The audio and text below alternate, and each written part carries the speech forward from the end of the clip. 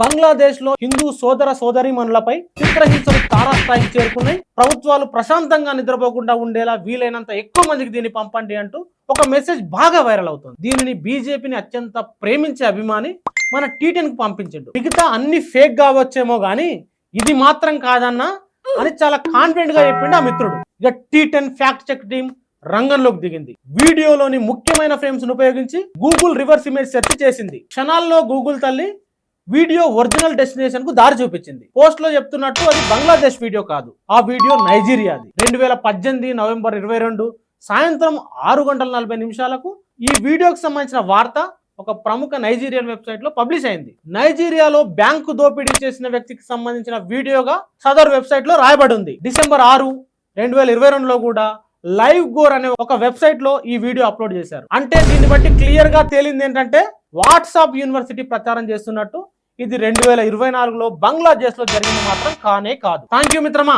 T10 కు video పంపించి నిజాన్ని తెలుసుకున్నందుకు. T10 ఫ్యాక్ట్ చెక్ ఉద్దేశం చాలా క్లియర్. అబద్ధాల పోస్టులు వీడియోలు చూసి మనుషులపై ద్వేషాన్ని పెంచుకోవద్దు. నిజాల్ని తెలుసుకుందాం. వీలైతే సాటి మనుషుల్ని ప్రేమిద్దాం. డ్యూడ్, పోయేదేముంది, తిరిగి మళ్ళీ ప్రేమిస్తారు. ప్రేమపూరిత భారతదేశాన్ని నిర్మిద్దాం. Signing off.